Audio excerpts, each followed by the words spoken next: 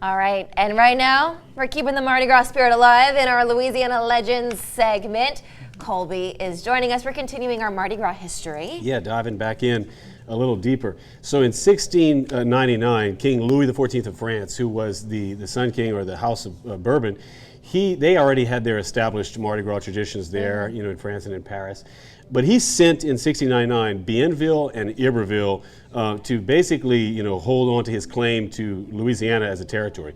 They arrived in the mouth of the Mississippi on Lundi Gras, March 3rd, 1699. And about the next day, about 60 miles east of New Orleans, they established a place called Pointe du Mardi Gras, so Mardi Gras Point and Mardi Gras Bayou. And they kind of had a little celebration. So that was the first kind of recorded, Mardi Gras as an event in the Americas. Where Mobile kind of has an issue with New Orleans. Well, Mobile sure. has this, so then, of course, which is exactly right. So in Bienville in 1702, a few years later, established Mobile, founded Mobile, and it was the capital of Louisiana Territory, the first capital. And then the following year, 1703, we see that they established the first kind of organized Mardi Gras celebration in Mobile. This coincided with the formation of these secret societies of wealthy elite Frenchmen, who basically were come to be known as the Mystic Crews. Okay. So that's where we get the crews from.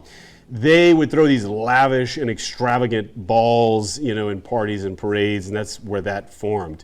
Now, a few years after that, in 1718, they found New Orleans, and at that point, it was pretty obvious that New Orleans was a better city, in its position to the Mississippi. Yeah. So they ended up in 1723 making it the new capital of Louisiana Territory. Okay. At that time, they established their own, basically rituals and celebrations and traditions that would be ongoing with Mardi Gras. But it was really about 134 years later. It was in 1857 when the crew, it was the Mystic Crew of Comus, they established they had this parade where they had torch lit sort of parade through the streets with marching band, as well as, basically the first rolling floats. And so it was kind of at that point that it was deeply rooted from then on that the tradition would continue that way in a public way in New Orleans. That's where we get the phrase actually laissez les bon temps rouler, let the good times roll, is because of the rolling of the floats. So a little after that in, it's 1872. So we had a Russian monarch, a Russian royal. It was the Grand Duke Alexei Romanov, and he made an appearance, as legend has it, at a Mardi Gras in New Orleans. And basically, he was handing out these beads from the float and from the parade in purple, green, and gold, of course, which were said to represent his home, the colors of his home. So that is when those colors became established. And then kind of moving forward from there, you can see how we have, all of these different layers and elements of what built into Mardi Gras and developed in the city of New Orleans.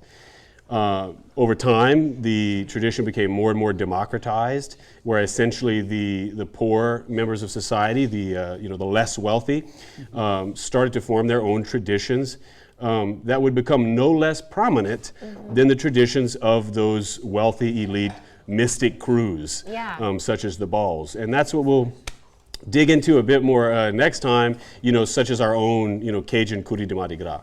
I love learning about the history of Mardi Gras. That's the crazy part, because you mentioned about the Russian Duke that came, that was with Rex.